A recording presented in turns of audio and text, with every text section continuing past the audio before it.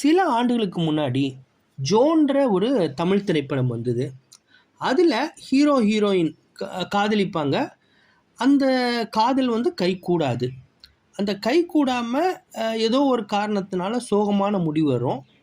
அது அதே ஜோடிகள் ரியோராஜ் மற்றும் மாளவிகா மனோஜ் அந்த ஜோடி திருப்பி சேர்ந்தா ஒரு கல்யாணமாக இருந்ததுன்னா அந்த கல்யாணத்தில் என்னென்னலாம் டீத்திங் இஷ்யூஸ் வரும். டீத்திங் இஷ்யூஸ்னால் ஆரம்ப கால பிரச்சனை என்னென்ன வரும் அப்படின்றத பிரமாதமாக இந்த ஆண் பாவம் பொல்லாதுன்ற திரைப்படத்தில் சொல்லியிருக்கிறாங்க.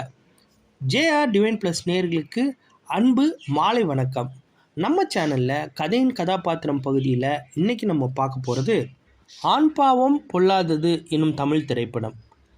இதை இயக்கியிருக்கிறவர் திரு கலையரசன் தங்கவேல் அவர்கள். முக்கிய கதாபாத்திரத்தில் நடிச்சிருக்கவங்க ரியோராஜ், மாளவிகா மனோஜ், ஷீலா ராஜ், ஆர்ஜே விக்னேஷ்காந்த், ஜென்சன் திவாகர், இந்த மாதிரி பல முக்கிய கதாபாத்திரங்கள். இவங்கெல்லாம் வளர்ந்து வரும் நடிகர்கள். ஸோ இதில் பட்ஜெட் கன்ஸ்ட்ரெயின்றது ஒரு அருமையாக திறம்பட மெயின்டைன் பண்ணியிருக்கிறாங்க. அதில் ஒரு பிரமாதமான திரைப்படம் எடுத்திருக்கிறாங்க. ஏற்கனவே சொன்ன மாதிரி இந்த கதையில் கதாபாத்திரம் பகுதி எப்படின்னா, படத்தோட விமர்சனம் எல்லாம் கிடையாது. அது நல்லா இருக்குது நல்லா இல்லைன்னு சொல்கிறதுக்கு நம்ம ஆள் கிடையாது. அதிலிருந்து நம்ம என்ன கற்றுக்கிட்டோம், என்ன உள்வாங்கணுன்றதை நம்ம ஷேர் பண்ணிக்கலாம். அது மூலமாக நமக்கு ஏதாச்சும் பாடம் கிடைச்சிதுன்னா மகிழ்ச்சி. சமீபத்தில் வெளிவந்த பல திரைப்படங்கள், குடும்பஸ்தனாக இருக்கட்டும், தலைவன் தலைவியாக இருக்கட்டும், இந்த மாதிரியெல்லாம் அருமையான பட்ஜெட் ஃப்ரெண்ட்லி படம்லாம் இந்த மாதிரி திருமணம் ஆகுது. ஆனால் முதல் ஒரு 3 மாதத்துலேருந்து 6 மாதம் இல்லை 1 மாதத்துலேருந்து 6 மாதம்னே வச்சுக்கலாமே, அதில் என்னென்னலாம் இஷ்யூ வருது, அந்த டீத்திங் இஷ்யூஸ் வருது, ஒரு ரிலேஷன்ஷிப்பில் என்னென்னலாம் பிரச்சனை வரும், காதலிக்கும் போது எப்போ தான் அவங்கள சந்திக்கணும்னு இருக்கும். அதே 2 பேர்த்த ஒரு ரூம்குள்ளே போட்டோன்னா எவ்வளோ நாள் தான் அதை ஓட்ட முடியும் அப்படின்றத நிறையாவே பார்த்தாச்சு. அதனால் புதுசாக இதில் நம்ம பேசுகிறதுக்கோ ஒரு ஒரு ஒரு இதிலேருந்து நம்ம புரிஞ்சுக்கிறதுக்கோ இதிலேருந்து நம்ம மற்றவங்களுக்கு சொல்கிறதுக்கோ ஒரு விஷயமும் கிடையாது. இதில் ஒரு டாபிக் பேசியிருக்காங்க, ஃபெமினிசம்னா பெண்ணியம். ஒரு பெண்ணுக்கு அவங்க அரசியல் ரீதியாக, பொருளாதார ரீதியாக, அந்த சமூகத்திலலாம் என்னென்னலாம் ஒரு அநீதி இழைக்கப்படுது, அல்லது அவங்களுக்கு உண்டான உரிய அங்கீகாரம், சம உரிமை, இது எல்லாத்தையும் விஷயமும் பேசுகிறாங்க. ஆனால் இன்றைக்கி தேதியில் இந்த ஃபெமினிசம் எந்த அளவில் ப்ராக்டிக்கலாக நம்ம பார்க்குறோம், நம்ம சுற்றியில் உள்ளவங்களை பார்க்குறோம். உதாரணத்துக்கு இன்றைக்கி நிறைய பேருக்குள்ள பிரச்சனைகள் என்ன அப்படின்னா, மாப்பிள்ளைக்கு பொண்ணு கிடைக்கிறது ஒரு பெரிய சேலஞ்ச்.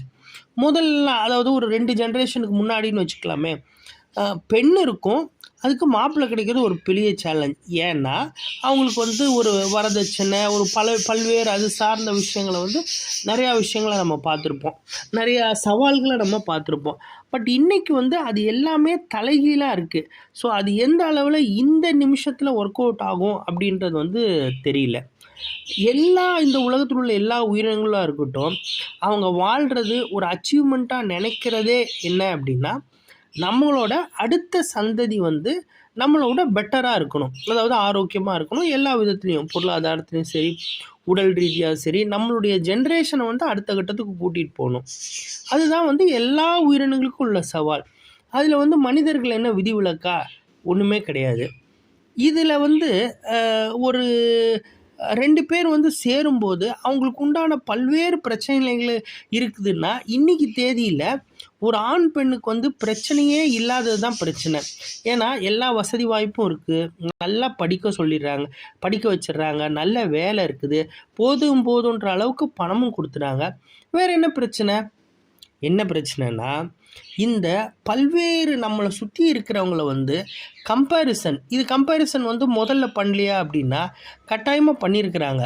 ஆனால் இதில் சுதந்திரம்ன்ற ஒரு பேரில் ஒரு லெவலுக்கு மேலே அவங்க அட்வான்டேஜ் எடுக்கும்போது அந்த அட்வான்டேஜை கூட இருக்கிற பார்ட்னர் புரிஞ்சுக்கணுன்றதை தாண்டி ஒன்றும் சொல்லக்கூடாது, அவங்க போக்கில் விட்டுறணும் அப்படின்ற ஒரு தாந்தோணித்தனம் உண்டாவதா தெரியலையா?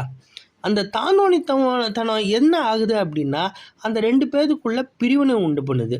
அந்த பிரிவினை அல்டிமேட்டாக என்ன ஆகுது அப்படின்னா, அவங்க ஒரு குடும்பமாக ஒரு கமிட்டட் வாழ்க்கையை வாழ்கிறதுக்கு யாருமே விரும்புறதில்ல. அதனால தான் அதோடைய விளைவுகளாக தான் இப்போ லிவிங் டுகெதர்ன்ற மிக மோசமான கான்செப்டை நோக்கி நம்ம தள்ளப்படுறோம் அப்படின்றது என்னுடைய பார்வை. இது சரியா தவறான்றது நீங்கள் கமெண்ட்டில் பதிவிடுங்க. இந்த காணொளி உங்களுக்கு பிடிச்சிருக்குன்னு நான் நம்புகிறேன். இந்த மாதிரியான தொடர்ந்து விஷயங்களை பற்றி நம்ம தெரியறதுக்கு ஒரு புத்தகம் முதற்கொண்டு பல்வேறு தகவல் தெரியணுன்னா பெல் ஐக்கானை ப்ரெஸ் பண்ணுங்கள். நன்றி, வணக்கம்.